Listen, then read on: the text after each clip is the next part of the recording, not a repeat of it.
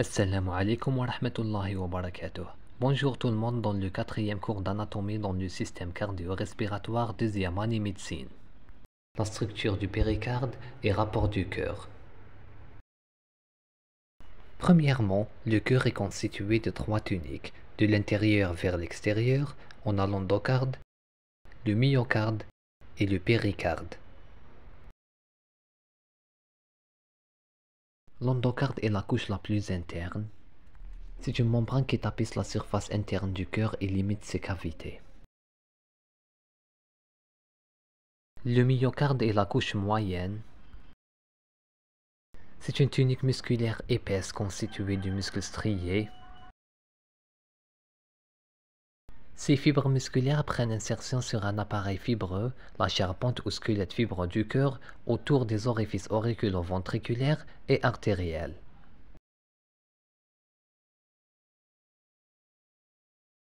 Les fibres musculaires du myocarde sont de trois types. Les fibres des ventricules, qui se fixent aux anneaux fibreux,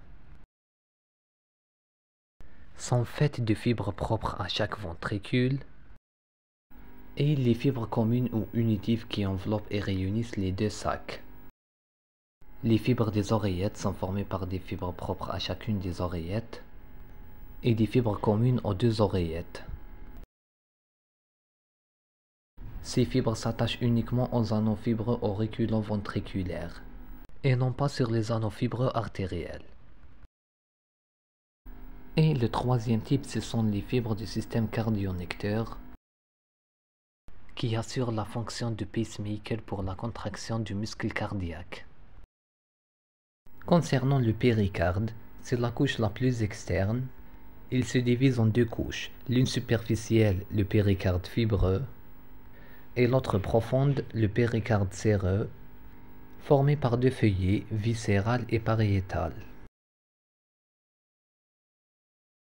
Pour le péricarde fibreux et moyenne de fixité du cœur, le péricarde fibreux est solidarisé aux parois de tronc par trois sortes de ligaments. On a deux ligaments sternopéricardiques, un supérieur et un inférieur, trois ligaments phrénopéricardiques, un antérieur, un droit et un gauche. Ils le relient au diaphragme, et des ligaments vertébro-péricardiques, équivalent au niveau du thorax des lames sagittales du cou. Maintenant pour le péricarde séreux, il est formé de deux feuillets, un viscéral qui tapisse le myocarde, appelé épicarde, et un pariétal qui tapisse le péricarde fibreux.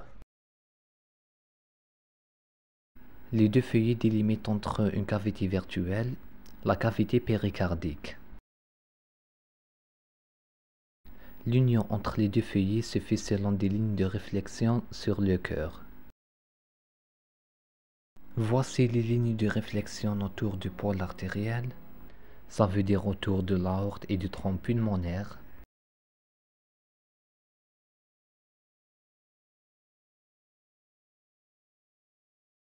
Les lignes de réflexion autour du pôle veineux.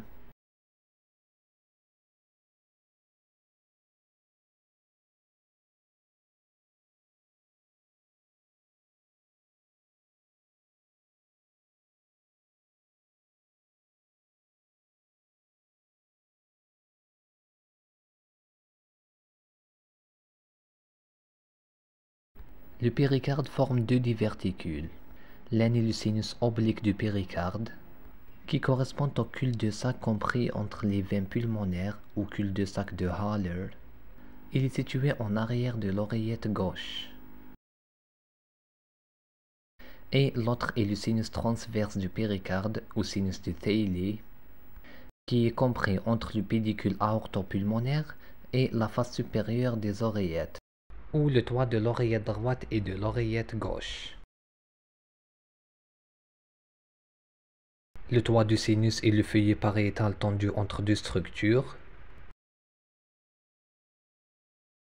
Pour la silhouette cardiaque sur le face, on l'a déjà parlé dans le cours de la configuration externe du cœur.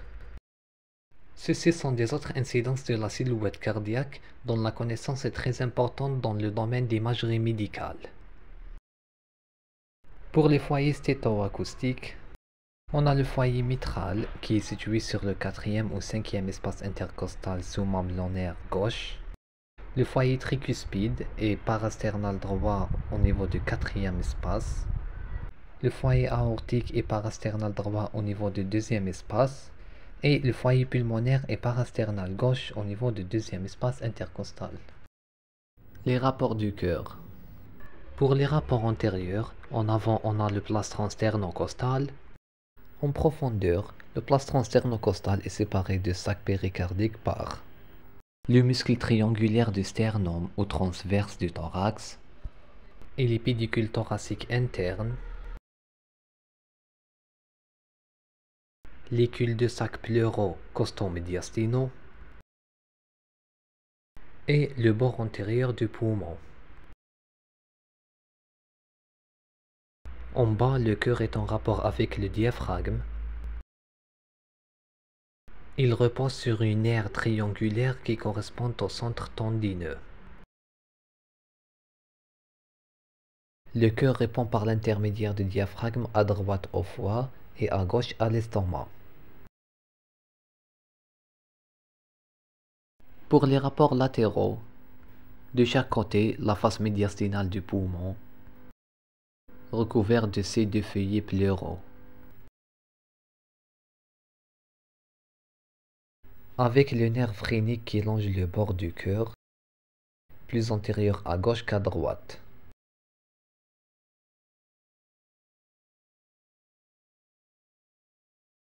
Les rapports postérieurs, ce sont ceux de l'atrium gauche qui répond par l'intermédiaire du sinus oblique ou cul-de-sac de Haller à l'œsophage flanqué des deux nerfs vagues. Plus à distance, en arrière de l'œsophage, l'aorte, dont elle est séparée par le cul-de-sac pleural interaortico-œsophagien, et l'azygos, dont elle est séparée par le cul-de-sac interazygo-œsophagien. Aorte à gauche et œsophage à droite, entre les deux le canal thoracique. Plus en arrière encore, à gauche, la veine hémiazygos inférieure gauche, et des deux côtés la chaîne sympathique.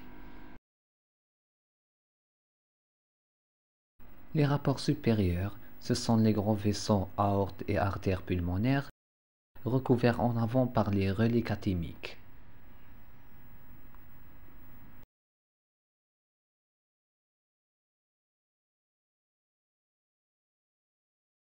Wassalamu alaikum wa rahmatullah.